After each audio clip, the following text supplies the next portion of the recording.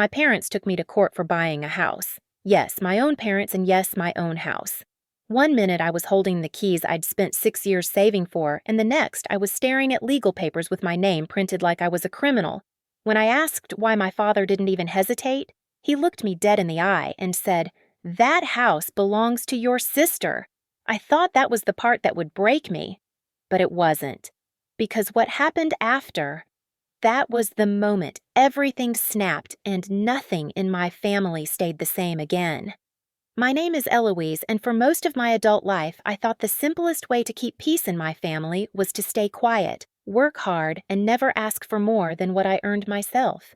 I grew up in a house where my father Malcolm made every decision sound like a decree, and my mother Rosalind softened those decrees with guilt. My younger sister Celeste never felt any of it. She floated through life cushioned by their approval, their attention, and their endless belief that she needed more help than I did. I learned early that fairness didn't live in our house. Expectations did. Still, I tried. I focused on my career, spent long nights in front of my laptop, hair tied back, eyes burning, reminding myself that discipline would give me the freedom my upbringing never did. For 6 years I saved. No vacations, no impulsive shopping, lunches packed from home. Every bonus went straight into savings. Every promotion meant another step closer to something that belonged to me. A home. My home. The night I told my family I finally had enough for a down payment, Rosalind clapped her hands like she'd been waiting her whole life to hear that news. "Oh, sweetheart, we're so proud of you," she said, lighting candles on the dining table like it was Thanksgiving. Malcolm nodded once approvingly. Smart investment. "If you do it right." I felt a flicker of pride, brief, fragile. Until Celeste leaned back in her chair, stirring her iced tea, and said, "Must be nice having that engineering salary. Some of us are still paying off grad school." Her tone wasn't joking. It never was. I tried to smile. "You're doing well at your firm. You'll get there." She didn't answer. She didn't have to. I could feel the air tighten around her resentment the same way it always did when my accomplishments brought attention she thought belonged to her. Still, I pushed forward. I toured homes on weekends, drove through quiet neighborhoods after work, picturing a life where no one could rewrite my choices. When I finally found a 2-story place tucked on a calm street at the edge of the city, I knew. It wasn't glamorous, it wasn't perfect, but it felt like mine. Signing the papers felt surreal. A breath I'd held for years finally releasing. What I didn't know was that this house, the one I earned, was also the spark that would burn every illusion I had left about what my family really was. 3 days after closing on my house, I was sitting on my new living room floor, surrounded by half-opened boxes, when my phone buzzed nonstop. At first, I ignored it. I was tired, sweaty, still holding a screwdriver in one hand. But when Mara's name flashed with the message, "You need to see this right now," something in my stomach tightened. She sent a screenshot. It was Celeste's social media post, public dramatic dripping with self-pity. "When your sister uses the money Grandma meant for your first home and buys one for herself instead." Hundreds of likes. Comments full of strangers calling me greedy, selfish, unbelievable. My throat closed. I read it again, slower, as if maybe I'd misunderstood. But no, she was accusing me of stealing money that never existed. Money neither Grandma nor our family had ever assigned to her. Before I could even call Mara, the phone rang again. "Dad." I hesitated, then answered. "Hello." Malcolm's voice was flat official even. "Eloise, we need to discuss the situation with the house." I stood still. What situation? Rosalind's voice floated in from the background. "Sweetheart, you know what this is about." "No," I said. "I don't." Malcolm exhaled sharply like I was wasting his time. "Your mother and I have spoken with an attorney. The funds designated for Celeste's future home were meant to go to her. You knew that." My heart slammed so hard I felt it in my wrists. "What are you talking about?" "There was never any designated money. I bought this house with my own savings. I can show every deposit." Silence. Then Malcolm delivered the line that split my reality in two. "That house belongs to your sister." I sank onto the nearest stair. "Dad." This is insane. There is no agreement, No fund. No, you're being difficult, he snapped. Your sister needs that house more than you do. She's been planning for it, and now you've taken it out from under her. She never told me she wanted this house. It doesn't matter, he said. We'll be filing in court tomorrow. My hand shook so hard I nearly dropped the phone. You're taking me to court, Rosalind chimed in, voice thick with disappointment. We just want to make things right for your sister. She deserves this. You can buy another one. Another one, as if 6 years of sacrifice could be repeated like picking up milk. The call ended without a goodbye. I sat in the dim hallway of my new home, the walls echoing with betrayal I hadn't expected in my worst nightmares. My parents weren't confused. They weren't mistaken. They were choosing a side, and it wasn't mine. That night, Mara came over with takeout and a look that told me she already knew the whole story. You're not crazy, she said quietly. They're trying to take your house. Behind her, Ashton stepped into the doorway. I hadn't realized he'd come too. He folded his arms. Eloise, you need to prepare yourself. They're not bluffing. Your family is getting ready to start a legal war. I didn't sleep that night. I sat at Mara's kitchen counter with a mug of cold tea, staring at nothing while her apartment hummed around me. The shock hadn't worn off. It had settled into something heavier, something that made my chest feel too tight. Mara sat across from me, elbows on the counter. You're staying here, she said firmly. You shouldn't be alone in that house right now. I didn't argue. I couldn't. The next morning, Ashton returned with a folder tucked under his arm. I made some calls, he said, sliding it toward me. You need a specialist, someone who deals with inheritance disputes and property claims. Vivian Hale is the best I know.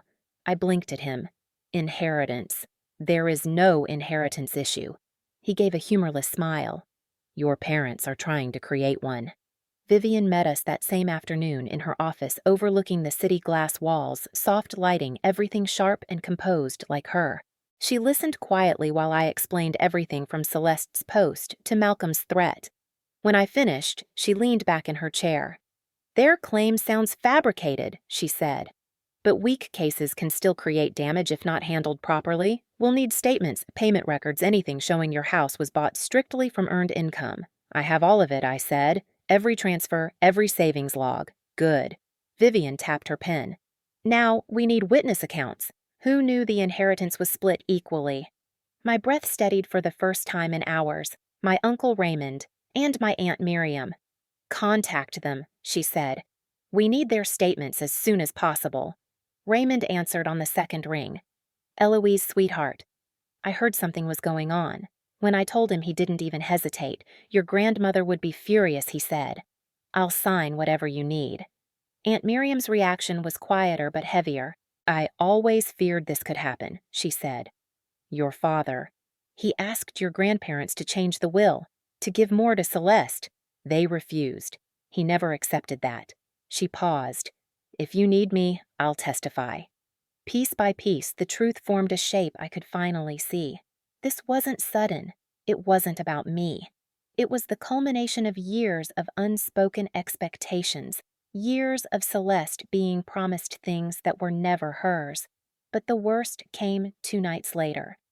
Mara and I were walking up to my house to grab a few more of my things when we saw movement on the porch. Someone was jiggling the door handle. Celeste. She held a key I'd never given her, trying to force it into the lock.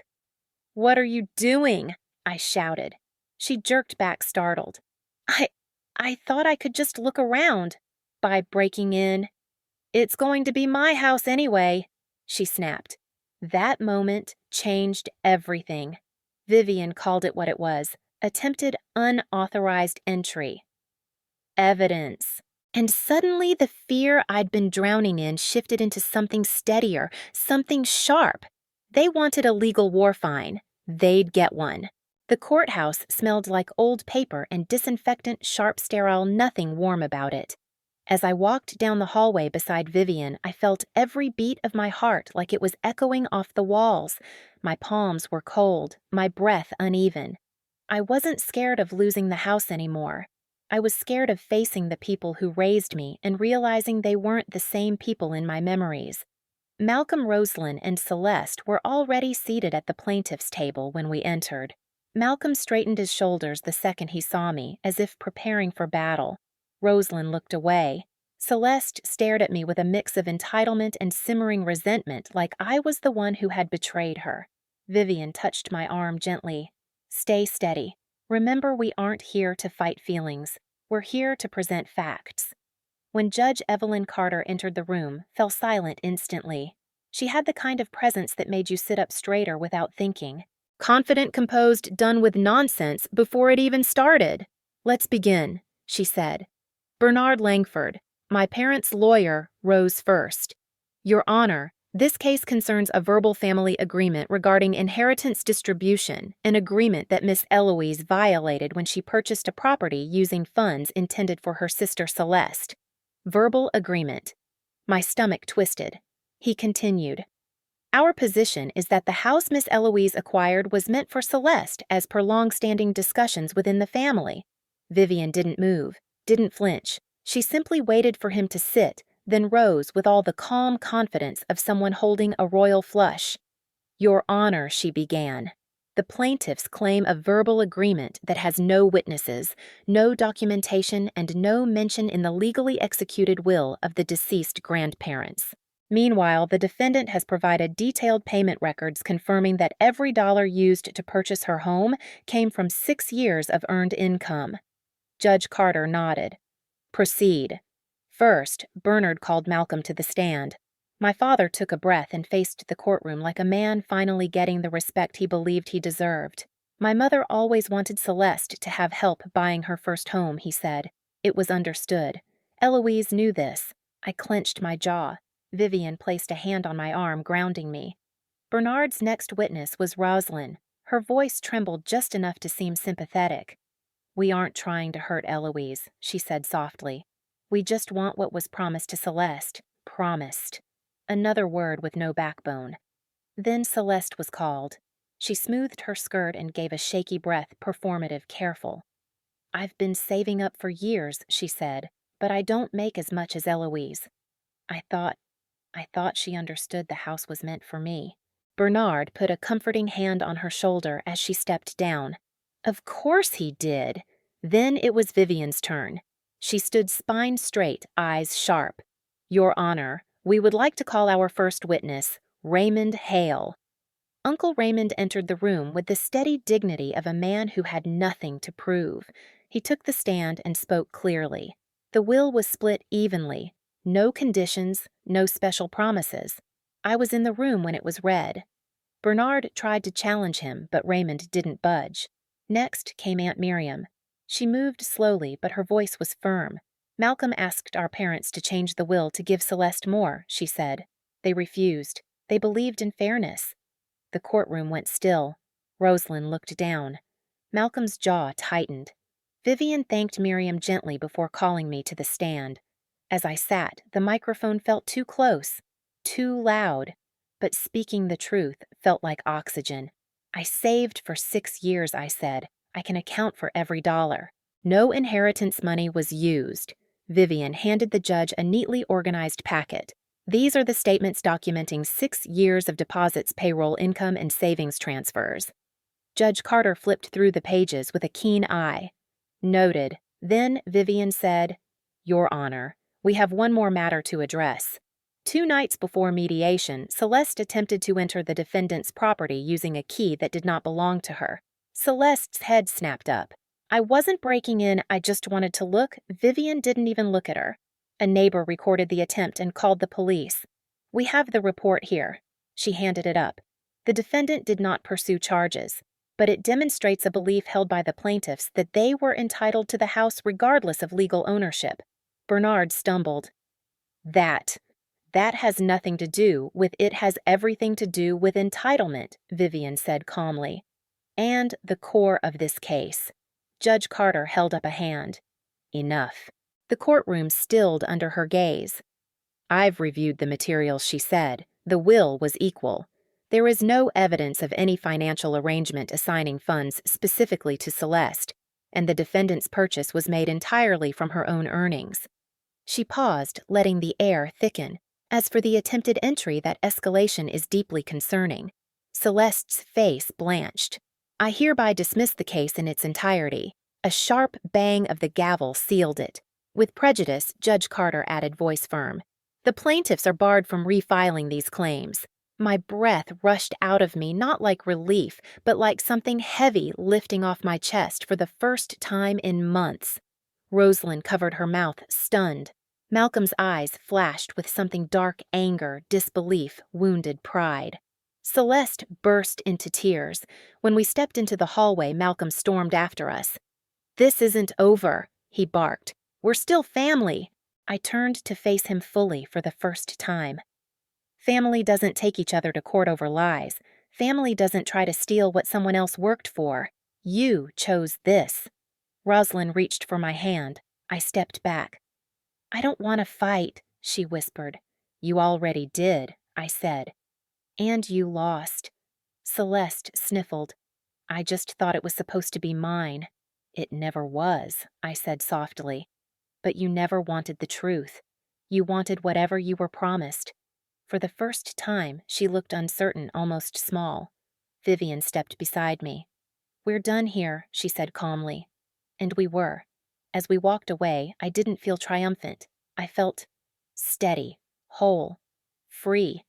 They didn't expect my response, but they felt it. When I got home that evening, the sun was sinking behind the rooftops, washing the street in a soft orange glow. For the first time in months, the sight of my own front door didn't make my stomach twist. I unlocked it, stepped inside, and let the quiet settle over me like a blanket. No tension, no fear, no one trying to rewrite what belonged to me.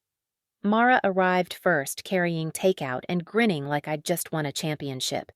"You did it," she said, pulling me into a tight hug. Ashton followed with a bottle of sparkling cider. Not many people walk into a courtroom against their entire family and walk out standing taller. Vivian came last, composed as always, but her smile was warmer than I'd ever seen. "Justice doesn't fix everything," she said softly, "but it does give you room to breathe." Raymond called to say he and Miriam were proud. They reminded me that my grandparents believed in fairness, always had. Tonight, I finally felt connected to that belief, not just by blood, but by choice. I walked through my living room, touched the smooth edge of the newly refinished table, opened my windows to let in the night air. This house felt different now, not just a purchase, not just an address in the city. It felt like mine again, fully, unquestionably mine. Standing in my doorway that night, I realized something simple and steady: family isn't defined by blood or tradition or the people who claim they know what's best for you. It's defined by the ones who stand beside you when everything breaks. I didn't win just a case. I won my life back, my home, my boundaries, my voice. If you've ever had to fight for what's yours or stand up to people who tried to rewrite your story, you're not alone. Tell me where you're listening from. Share your thoughts and subscribe for more stories like this.